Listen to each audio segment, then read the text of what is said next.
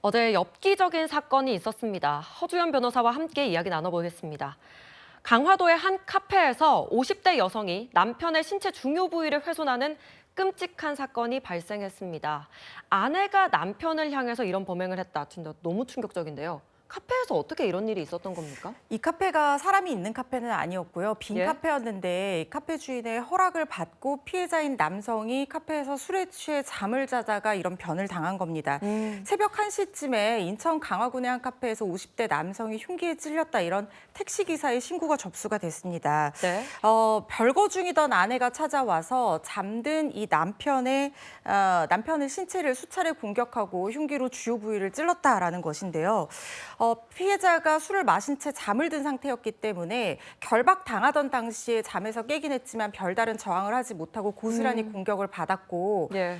공격이 이루어진 뒤에 범인들이 달아났지만 이 피해자가 밖으로 피를 흘리면서 나와서 지나가던 택시기사에게 도움을 요청했다는 거예요. 네. 그래서 택시기사의 신고로 결국에는 경찰이 출동을 하게 됐는데 이 피해자의 생명에는 지장이 없는 상태지만 현재 병원에서 치료 중이라고 하고요.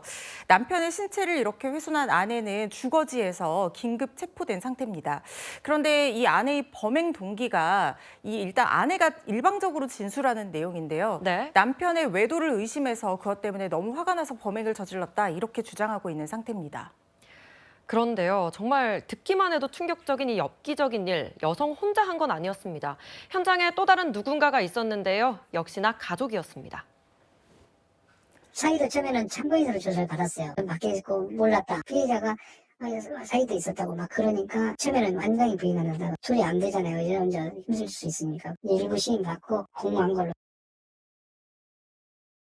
네, 경찰도 원래 몰랐는데 피해자를 조사하다가 사위도 현장에 있었다는 걸 알게 된 겁니다.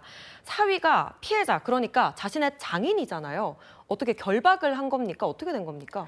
지금 사위 얘기로는 장모가 시켜서 했다라고 주장을 하고 있는 상태이긴 한데 처음에는 자기가 범행 현장에 없었다라고 혐의를 부인을 했었습니다. 그런데 네. 여러 가지 정황상 사위도 범행 현장에 함께 있었고 가담했다는 정황이 확인이 돼서 경찰이 긴급 체포를 해서 처음에는 참고인으로 조사를 하다가 긴급 체포를 해서 피해자로 전환하고 수사를 해봤더니 피해자를 결박하는 것은 도왔다 이렇게 일부 사실관계는 인정하고 있는 것으로 보입니다. 그렇지만 사실상 자신의 존속 살해 미수 혐의, 그러니까 어떤 살해의 고의는 어떻게 보면 지금 부인하고 있는 상황이라는 생각이 드는 게 장모가 같이 가자고 해서 같이 간 것뿐이다 이렇게 주장을 하고 있는 상황이고 그리고 시켜서 했다 이렇게 얘기를 하고 있기 때문에 이 사람의 주장 내용이라든가 정확한 사실관계는 좀 더 추가적인 조사와 수사가 필요해 보이거든요. 그런데 범행을 하고 나서 피해자의 아내, 그러니까 가해자 여성과 그리고 이 사위가 각자 차를 타고 집으로 갔다라는 거예요.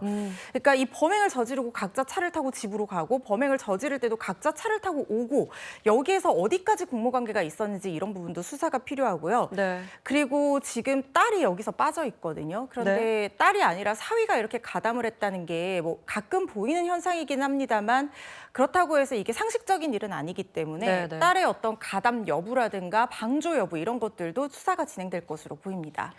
예, 안 그래도 이 사위가 도와준 이유 궁금해하는 분들이 많았는데요. 전문가에게 직접 좀 물어봤습니다.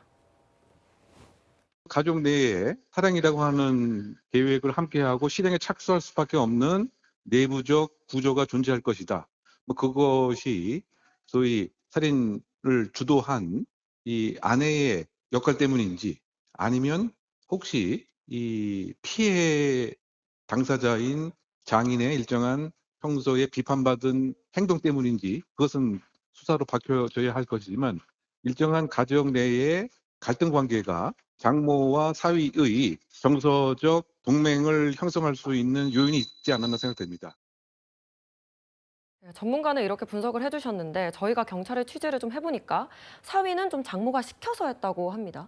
만약에 시켜서 억지로 한 거라고 하면 좀 혐의가 달라질 수도 있는 겁니까? 시켜서 했다라는 말 때문에 제가 이 혐의를 인정하지 않는다고 일단 보고 있는 상황인 것이요. 이게 요건에 따라서는 처벌 대상이 되지 않을 수도 있거든요. 아, 네. 예를 들면 이런 겁니다.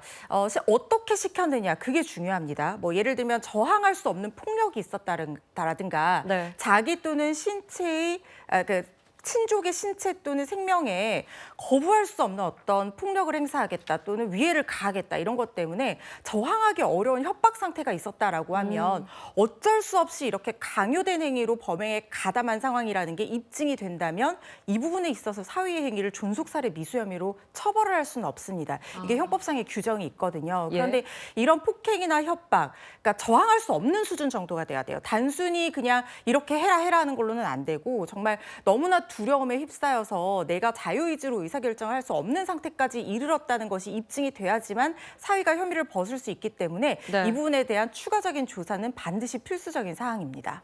네, 오늘 오후 2시에 아내와 사위에 대한 영장 심사가 있다고 하니까요. 수사 상황 계속 지켜봐야 될 것 같습니다.